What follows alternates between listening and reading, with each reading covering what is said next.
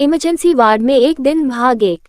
Emergency ward में एक दिन बहुत अजीब सा केस आया। उसका चेहरा बुरी तरह से जला हुआ था और शरीर पर जगह जगह जख्मों के निशान थे, लेकिन उसकी सांसें चल रही थी। Nurse, hello hello doctor Sumit, हाँ सिस्टर बोलो। नर्स, डॉक्टर सुमित, आपके लिए एक इमरजेंसी केस है। डॉक्टर सुमित, उसको ऑपरेशन थिएटर में शिफ्ट करो, मैं बस 5 मिनट में आया। उसके बाद डॉक्टर सुमित तुरंत अपने ड्राइवर को आदेश देते हैं, ड्राइवर गाड़ी बैक करो, मुझे पहले हॉस्पिटल छोड़ो, फिर मैडम को घर।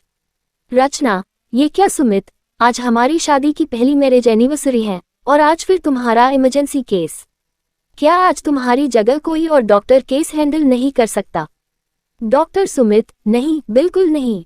उसी तरह जैसे मेरी जगह कोई और मैरिज एनिवर्सरी सेलिब्रेट नहीं कर सकता।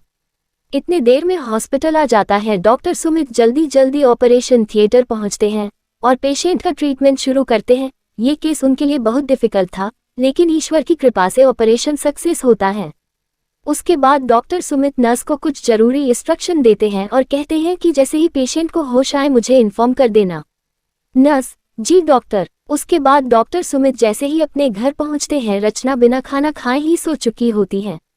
सुबह उठते ही रचना सुमित से पूछताछ करने लगती है।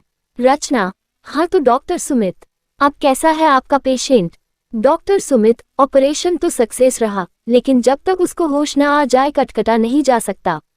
रचना, ओह सुमित, केस बड़ा ही डिफिकल्ट है, बचने के बाद भी क्या वो अपना वैसा चेहरा लेकर जी पाएंगी? उसके चेहरे की बहुत ही बुरी हालत है।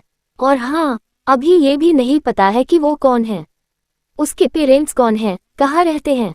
खैर, 2 दिन बाद पेशेंट को होश आ जाता है। होश में आते ही वो बुरी तरह से चीखने लगती है। पेशेंट, मत मारो मुझे कहकर बेहोश हो जाती है। नर्स, हेलो डॉक्टर, उस लड़की को अभी होश आया था, लेकिन वो फिर चीखती हुई बेहोश हो गई। डॉक्टर सुमित, मैं बस अभी आ रहा हूँ। तभी रचना की माँ का फोन आता है। वो कुछ घबराई हुई लग रही है। रचना, क्या हुआ माँ, तुम इतनी घबराई हुई सी क्यों हो? तुम्हारी आवाज क्यों नहीं आ रही है? डॉक्टर सुमित, लाओ फोन मुझे दो, मैं देखता हूँ। परेशान मत होइए मम्मी, जो बात है मुझे बताए।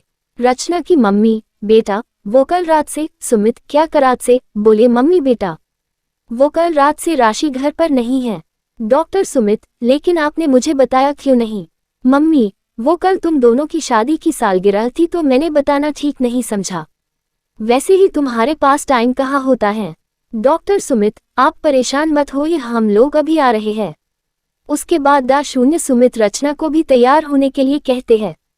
रचना, जल्दी से तैयार हो जाओ, मैं हॉस्पिटल में कल जो इमरजेंसी केस था उसको देखने के बाद हम लोग थोड़ी देर के लिए मम्मी से मिलने चले गए, वो कुछ परेशान सी हैं।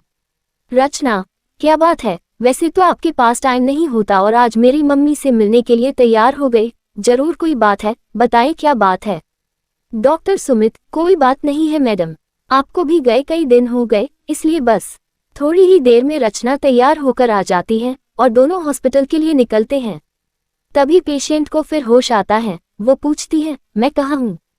उठना चाहती है, लेकिन दर्द से कराहते हुए फिर बिस्तर पर गिर जाती है। तभी डॉक्टर सुमित प्रवेश करते हैं और प्रवेश करते ही नर्स से पूछते हैं, डॉक्टर सुमित, सिस्टर, इसने कुछ बताया अपने परिवार के बारे में या अपने बारे में? नर्स, नहीं सर, इसे अभी बहुत पेन हो रहा है, मैंने अभी पेन किलर दिया है जिसकी वजह से ये अभी सोई है। उसके बाद डॉक्टर सुमित कुछ मेडिसिन के नाम लिखते हैं और नर्स से कहते हैं तब तक इसे आप ये देते रहिए। नर्स, जी डॉक्टर। उसके बाद जैसे ही वो बाहर आते हैं, इंस्पेक्टर राजीव कुछ इंक्वायरी करने के लिए आए होते हैं। उनको राशि का पर्स पड़ा हुआ मिलता है जो रात होने की वजह से दिखाई नहीं दिया था। इंस्पेक्टर राजीव उस पर्स में पड़ा हुआ आईडी कार्ड डॉक्टर सुमित को दिखाते हैं और डॉक्टर सुमित को बताते हैं कि मैंने उनके घर वालों को इन्फॉर्म कर दिया है, वो लोग अभी आते ही होंगे। कार्ड देखकर डॉक्टर सुमित हतप्रभ रह जाता है।